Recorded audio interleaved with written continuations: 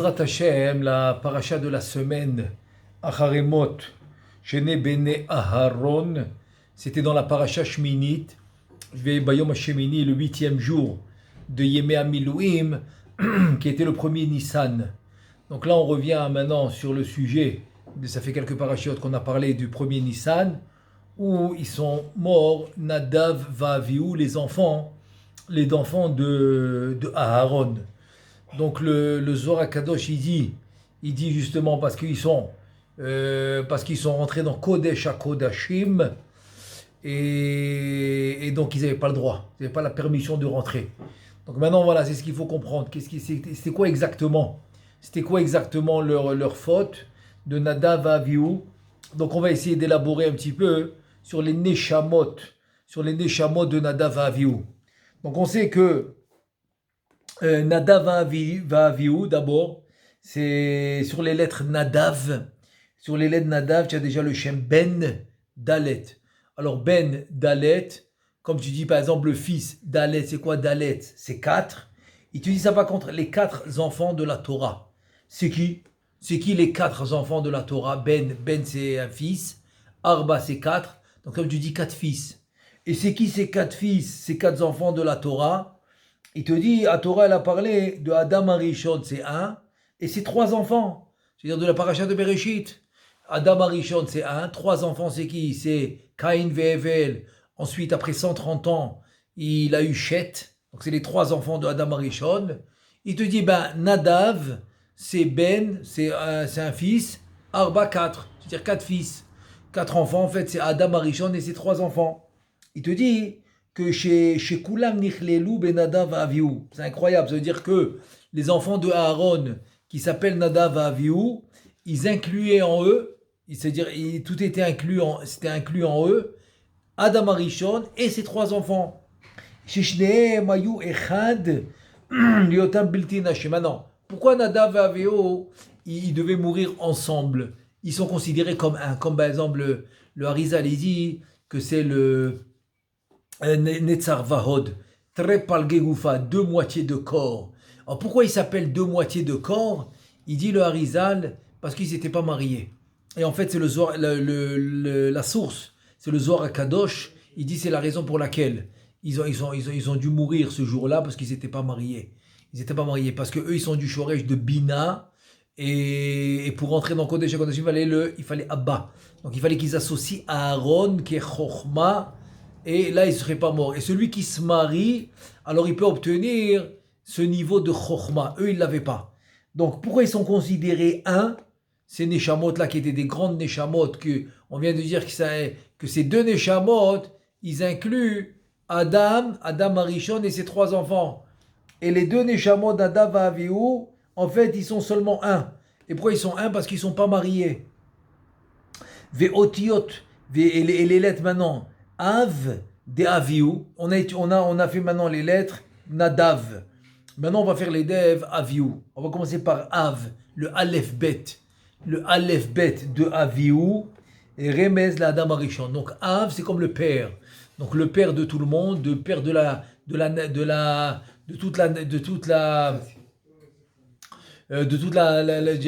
création, c'est Av, c'est le père, c'est Adam Arishon. Donc Av de Avihu, c'est un remez, une allusion sur Adam Arishon. Avihu, donc Avihu, le père. Avi, c'est mon père. Hu, c'est lui. Uma shepagam Adam Arishon pagmu elu. Maintenant, il vient te dire, le Harizal, alav shalom, qu'en fait, le bgam, c'est la faute de Adam Arishon, c'est la faute qu'ils ont fait Nadav Avihu. Donc, il fait un parallèle. Il fait un parallèle direct entre Adam Arishon et Nadav Avihu. Ve'abgam haya be'esh zara shi isha nochria. Maintenant, c'est quoi ce esh zara comme le pasuk qui nous dit? Vayamutu be'esh zara. Esh zara en fait, bon, la traduction c'est le feu étranger. Mais en fait, le feu étranger en fait, ça représente zara milashon avoda. Zara, c'est étranger, c'est la femme nochria. Maintenant, c'est qui cette femme nochria de esh zara? Parce que le esh, ça représente aussi les envies. Les envies de l'homme quand il veut aller avec une femme, par exemple. Donc c'est représenté par le Esh, par le feu, par le... c'est les envies.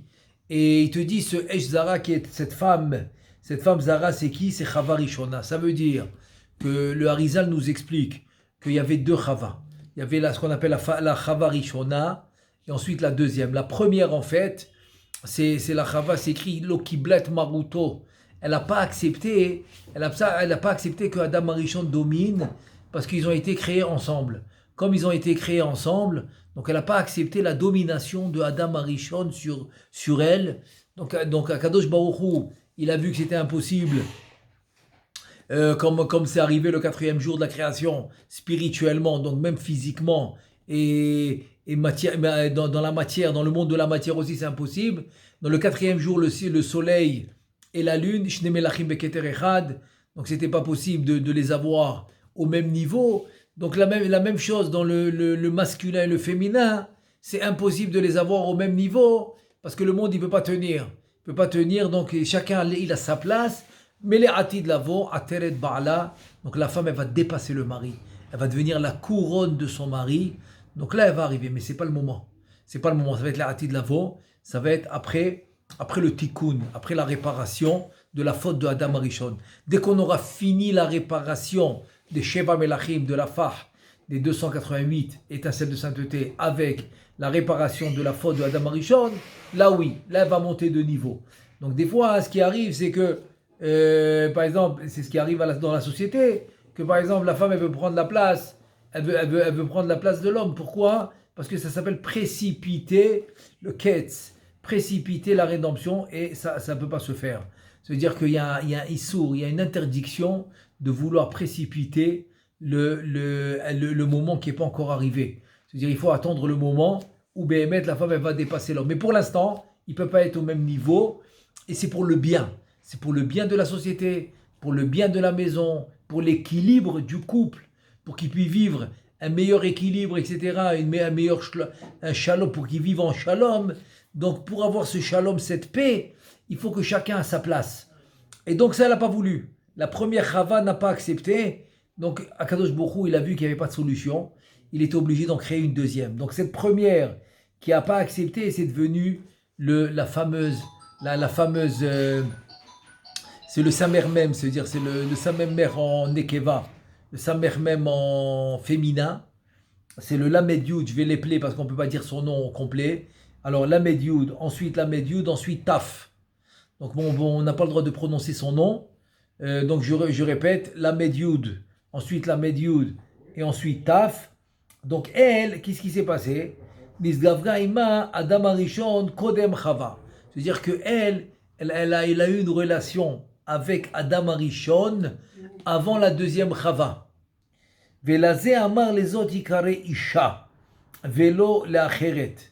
Et c'est sur ça qu'il a dit que les autres, celle-ci, elle va s'appeler la femme et pas une autre. Seulement celle-là, c'est-à-dire la première. Velazé rama ramzu razal beomram Adam Arishon mosher beorlato aya. Donc, Ve'ratzaloma mizdaveg im chava rishona. Donc, c'est là qu'il a dit les autres ikare isha. Celle-là va s'appeler la femme. En fait, il parlait de la première chava et non pas de la deuxième. Mais les enfants qu'il a eu, Caïn et Hevel, c'est avec la deuxième chava. C'est la deuxième chava qu'il a créée après. Et donc, mais la relation qu'il a eue au début avec la première Chava, c'est sur ça qu'il a dit Zotikarisha. Et sur ça, ils disent que Adam Arishon, Mosher Beorlato. Comment se dire quoi, Mosher Beorlato? Il est né Mahoul, il est né avec la Brit Mila. Comment il peut, Chasve Shalom, enlever la Brit Mila? C'est-à-dire prendre la Orla et la défaire. Comment il peut défaire une Orla?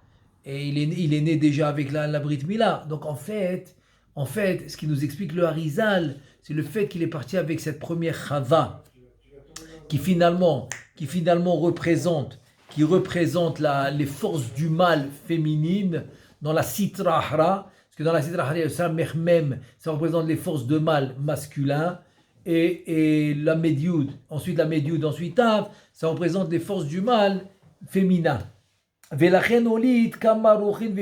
cette relation avec cette première Chava a engendré une naissance des Ruchin et des Shindaletim, les démons, etc., tous les mauvais esprits, dans le monde a été engendré par cette relation avec la première Chava. Vezeu Aesh Zara shel Adam Arishon. Donc voilà le Esh Zara de Adam Arishon. Tu le retrouves dans Nadav Avihu. La même chose. Donc le Esh Zara qui est écrit dans qui est écrit dans Nadav Avihu, en fait, c'est le feu de Adam Arishon qui est parti avec la première Chava qui a enfanté les mauvaises forces. Sha'ish ve'isha hem esh. Ça veut dire que les mots communs, les lettres communes entre ish et isha, c'est le esh, c'est le feu. Tu ajoutes dans ish, tu ajoutes le yud, et dans isha, le he. Ça fait yudke. Mais si tu enlèves le yudke, tu obtiens le mot esh, c'est le feu. Esh bilti yudke, c'est-à-dire esh sans le yudke. Avec asher shem yudke benehem shuazivu gamiti. Mais quand tu mets le yudke du Shem Hashem, le yud et le he du Shem Hashem, tu le mets dans le ish et dans isha, et donc là tu obtiens le zivug, tu obtiens la relation réelle, la relation émet de la vérité. Hu esh amiti, donc c'est le vrai feu. Donc il y a le esh zara et le esh amiti. Le esh de la vérité, c'est la gdusha, et le esh zara, c'est le esh zara, c'est le feu de la sitra ahra. Ukshetasir shem yudke mi benehem nishar esh zara. Donc si tu enlèves le yudke de ish veisha, si tu enlèves le yudke du mot ish, l'homme, et de isha, de la femme, tu obtiens le esh zara, en fait, qui est le feu étranger qui représente les forces du mal féminine. Vehu sheirzik bo Adam Arishon. Donc c'est ce qu'il avait, c'était la faute de Adam Arishon avec la première Chava.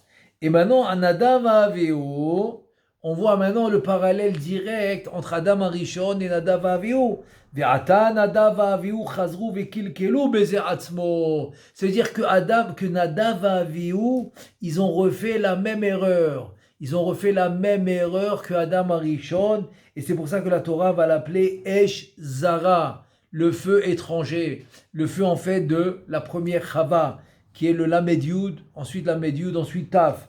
Chez Lohaya Bichlal, chez Lohaya Bechol Ador Kemotam. C'est-à-dire, il n'y avait pas dans toute la génération comme Nadav Avihu. C'était des neshamot très très élevés. Bekrovai Akadesh, comme il a dit Moshe Rabbeinu Aaron à Cohen, et Shakul, ils pesaient et comme Moshe et Aaron, etc. Donc c'était des neshamot très très élevés.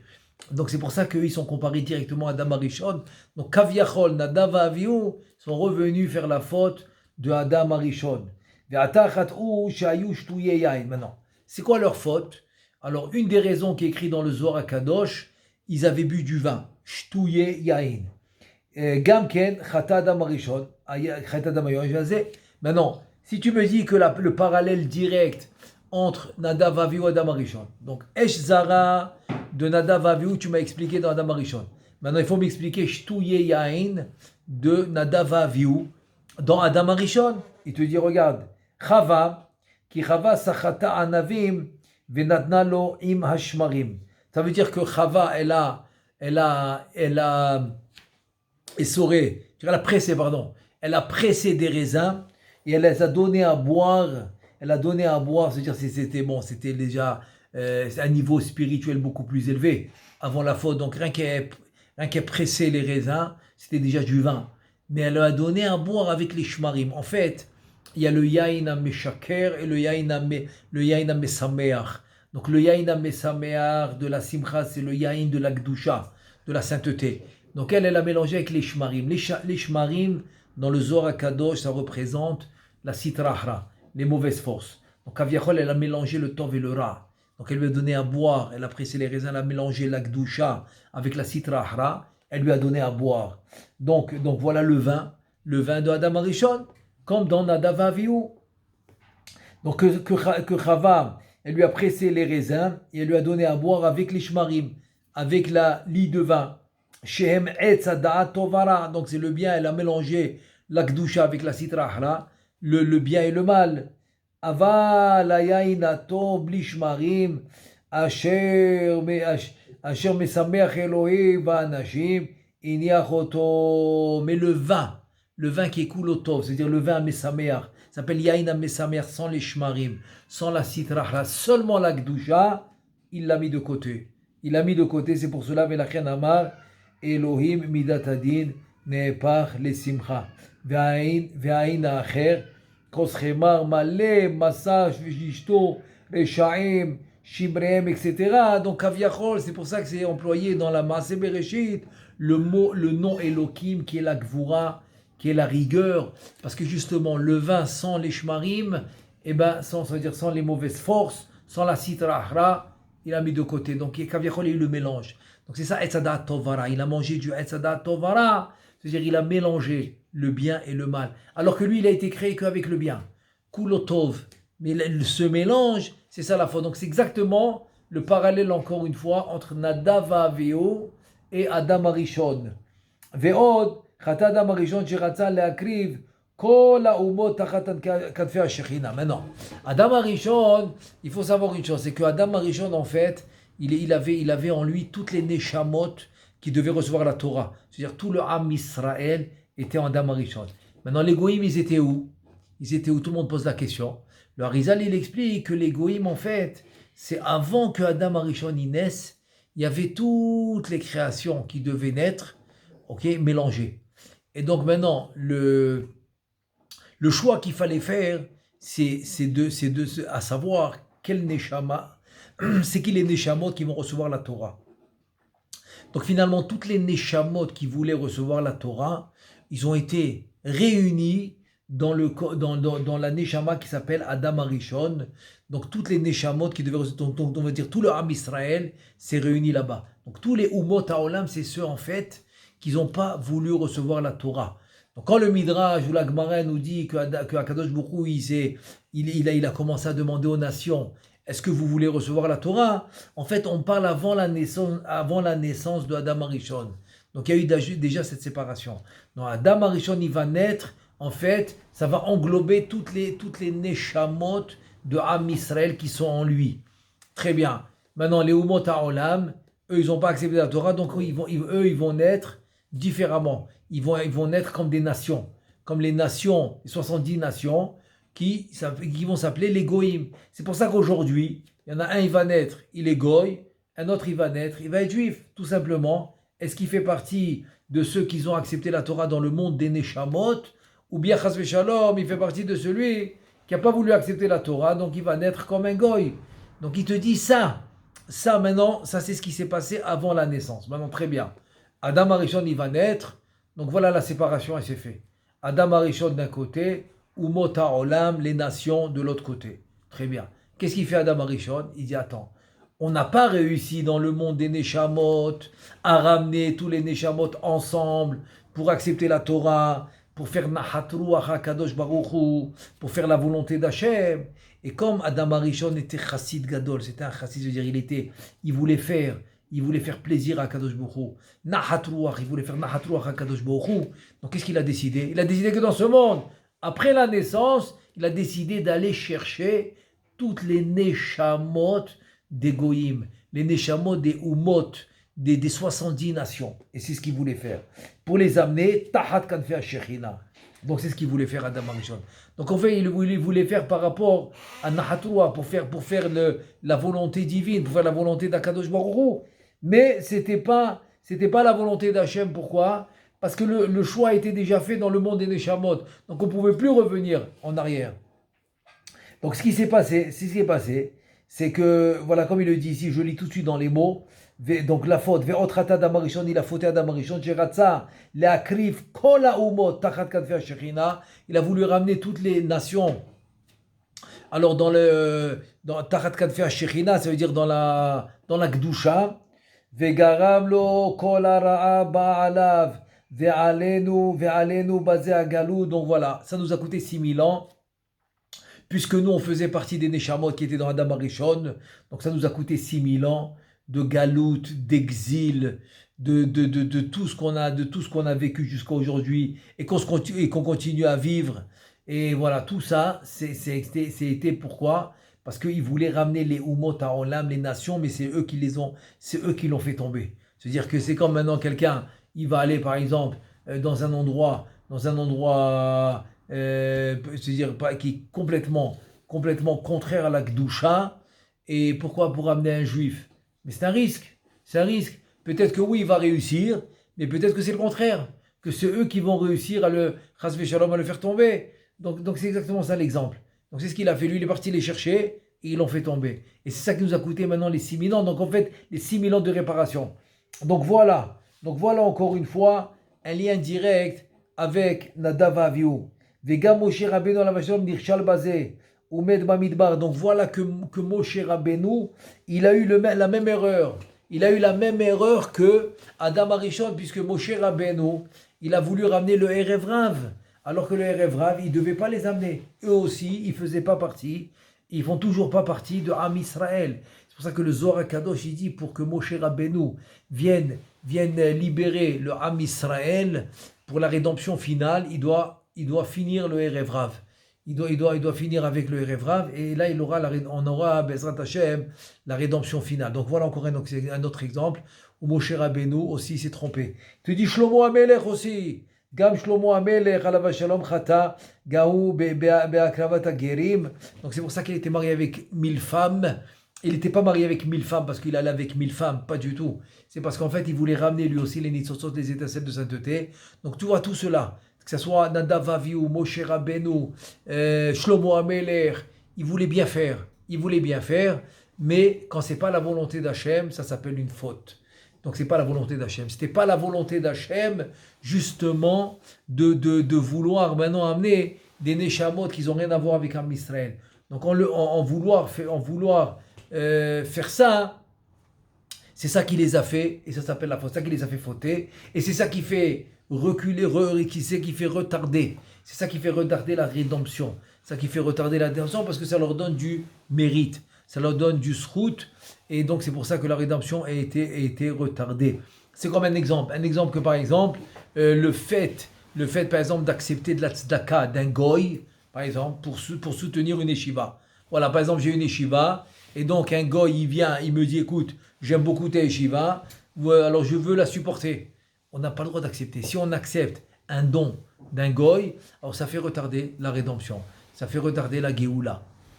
Et maintenant on revient sur Adam Arishon avec le Esh Zara, comme on l'a expliqué tout à l'heure, qui était la Medioud et Taf, et avec Nadav Avihu aussi que c'est écrit Esh Zara. Donc il te dit qu'Adam Arishon chata be'esh zara ou be'shtiyat hashmarim shem hagerim asher idbikubo. Donc les shmarim, la lie de vin, c'est les résidus, les déchets. Ça s'appelle, donc eux, ça va s'appeler les goïm qui se sont collés avec Adam Arishon. Donc c'est la sitra ahra. C'est la sitra ahra qui s'est collée à Adam Arishon. Kaviachol, c'est Kaviachol, il s'est mélangé avec le rat. Donc ça s'appelle le Esh Zara. C'est donc deux choses. Le Esh Zara, c'est la Medioud. C'est parce que la relation qu'il a eue avec la première Chava, qui est la Medioud, ensuite Taf. Et deuxièmement, c'est qu'il a bu les Shmarim, Kaviachol, il s'est collé avec la Sitra Ahra, c'est les Goïm.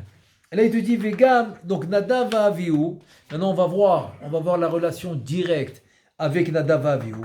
Vegam Nadav Avihu. Comme ils ont dit Chachamim. C'est pour ça qu'il y a la paracha de Shtouye Yain juste après.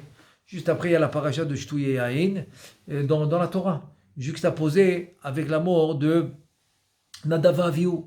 Et donc, eux aussi, ils étaient Shtouye Yain en fait. En fait, on ne parle pas de Shtouye Yain physiquement ou matériellement de boire du vin. Non, on parle comme on a dit, ils se sont liés avec les forces du mal, la Sitra Ahra. Maintenant, on veut savoir maintenant où c'est Ramouz, c'est-à-dire avec dans le Pasouk. On va voir dans le Pasouk, c'est quoi le remez, c'est quoi l'allusion dans le Pasouk, où c'est ce qu'ils ont fait.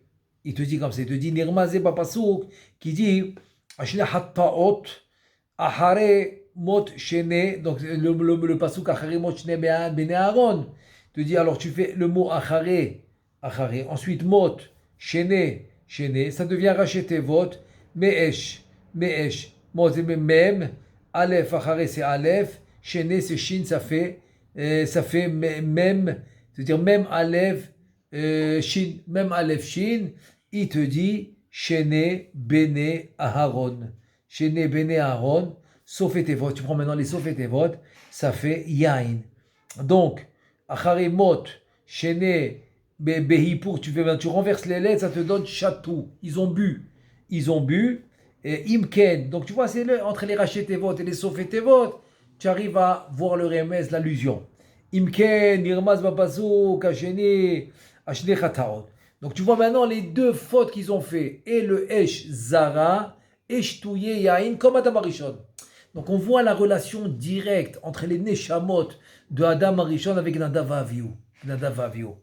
Alors il te dit, Venimtsa, Shebaou letaken chet Adam Arishon, Verziku bo umetu. C'est incroyable. Ils sont venus réparer la faute de Adam Arishon, mais ils sont restés avec la faute.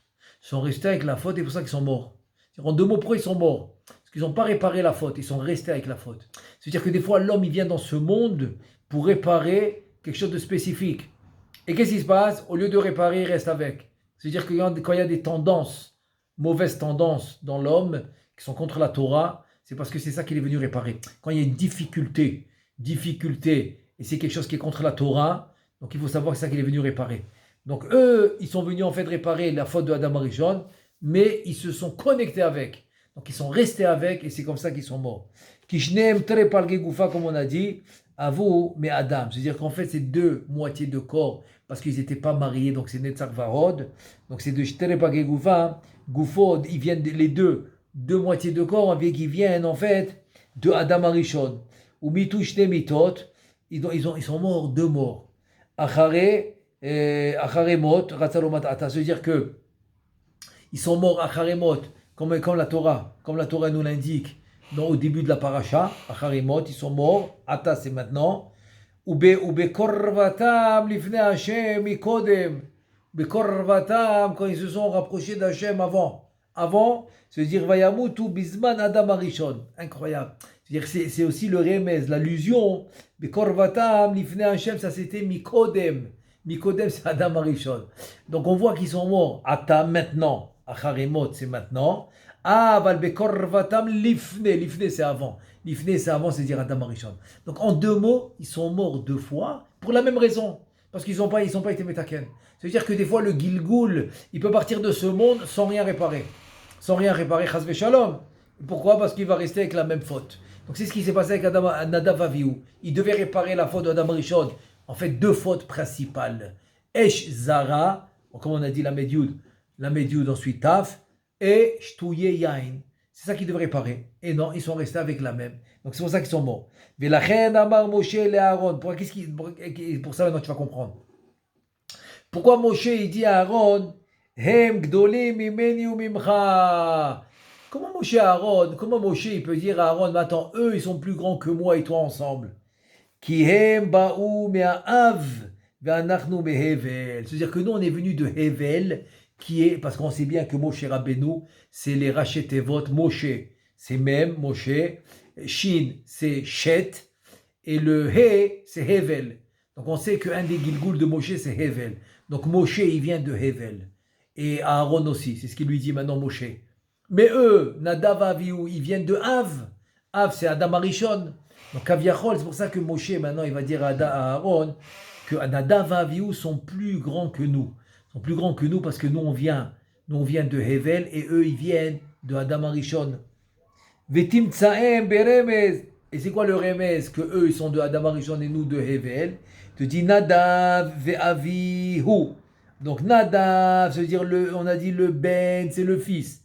Nadav, il y a le mot Ben, fils. Avi, le père. Hu, c'est lui. Voilà. Donc il vient du père. C'est de Adam Arishon. Vegam ken nirmaz babazuk. Et aussi, il y a un autre remez, une autre allusion dans le Pasuk. Anachnu tmeim le nefesh Adam. Ça veut dire quoi? Nefesh Adam, Adam c'est Adam Arishon. Donc Nefesh Adam Mamash. Il dit non, on est tamé les Nefesh Adam. On est tamé du Nefesh Adam. C'est qui le Nefesh Adam Mamash? C'est-à-dire que Nadav Avihu, ils l'ont appelé Nefesh Adam. Nefesh Adam qui est Adam Arishon. Vezuki Moshe baletaken avon hevel Mamash sheitzitz. Donc Moshe Rabbeinu est venu réparer la faute de Hevel, comme il dit le Tikkuné HaZohar, que Hevel, sa faute c'était de regarder dans des niveaux, où il ne pouvait pas regarder. Ça s'appelle Hitzit, il a regardé. C'est pour ça qu'il y a eu la possibilité à Caïn de tuer Hevel, parce qu'en fait Hevel il a fauté, comme c'est dit le Tikkun HaZohar. Et donc Moshe il est venu réparer cette faute-là. Donc Moshe est venu réparer la faute de Hevel. Et Moshe Nehemar Bo, et Moshe c'est écri que dans le Séné, Esther Moshe Panav, qui a habit. Il s'est caché la figure parce qu'il avait peur de regarder. Et pourquoi il avait peur de regarder? Parce que c'est pour venir réparer ce qu'il a regardé dans le Gilgul d'avant, qui était le Gilgul de Hevel. Donc Moshe, la différence avec Moshe, c'est qu'il a réparé. Il a réparé la faute de Hevel. Donc la faute de Hevel, c'est de regarder là où il ne fallait pas regarder, parce qu'il y a des fois des niveaux spirituels où on n'a pas le droit d'accéder. On ne peut pas accéder là-bas, donc on n'a pas le droit de caviarol, d'essayer d'accéder à des niveaux qu'on n'a pas le droit d'accéder. Et donc Moshe Rabbeinu, c'était la faute de Hevel, il est venu réparer avec le Séné, avec le buisson ardent qu'il a caché sa face, il a eu la crainte de regarder, donc il n'a pas regardé. Et c'est comme ça qu'il a réparé la faute, et donc c'est par son mérite qu'on a pu recevoir la Torah. Donc la Torah devait passer par lui. Pourquoi? Parce qu'il a réparé. Il te dit, Hot, He, Chamisha Chumshe Torah, ou Bereshit le'ene kol Israël, c'est incroyable. Hevel, quand tu écris Hevel, He, Bet, Lamed. Donc Hevel, il a réparé Hevel. Donc le He de Hevel, c'est les 5 livres de la Torah, Chamisha Chumshe Torah, Bereshit Shemot Vaikra Bamidbar Devarim, ça c'est le He de Hevel. Le Bet Lamed, quand tu enlèves le He des Chamisha Chumshe Torah, il te reste, après les 5 livres de la Torah, il te reste le Bet et le Bet et le Lamed.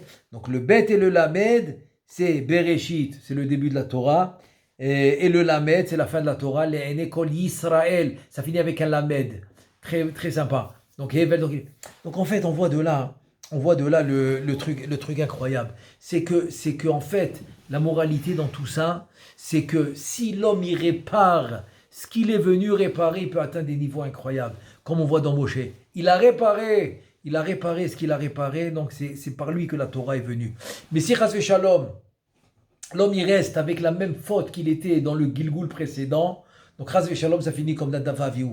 Et c'est pour ça que Nadav Avihu, ils ont eu les deux, Esh Zara, Shtouye Yain.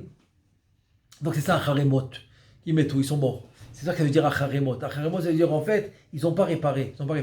Donc c'est pour ça qu'après ils sont venus en Gilgul, après dans Pinchas, quand Pinchas il a tué Zimri ben Salou et Kozbi Batsour, et ensuite, tu vois, il a dû faire plusieurs Gilgulim, comme c'est dit le Sha'ara Gilgulim, il a dû faire plusieurs Gilgulim pour justement arriver au Tikkun. Donc c'est pour ça qu'en fait, ici, ce qui nous dit le Harizal, c'est essayer de faire attention, d'être sensible à voir c'est quoi le Tikkun. C'est quoi là où c'est difficile pour nous? C'est quoi les sujets où on est plus sensible à d'autres? Où Chas v'Shalom, on risque de tomber parce qu'on est sensible, on voit qu'on n'arrive pas. Là-bas, il faut réparer. Il faut réparer pour essayer, Be'ezrat Hashem, de pouvoir réparer dans ce monde. Parce que c'est là où il faut réparer dans ce monde le Gilgul présent. Be'ezrat Hashem pour réparer le Gilgul d'avant. Be'ezrat Hashem. Alors comme on a vu qu'il a fait Moshe Rabbeinu, et non pas comme on a vu maintenant avec Nadav Avihu, que c'était le contraire. Alors Be'ezrat Hashem, Hashem Ya'azrenu qui nous aide à réparer tout ce qu'on doit réparer dans ce Gilgul, et puis qu'on puisse voir la Géoula, Bimera Biamenu, Amen ve Amen.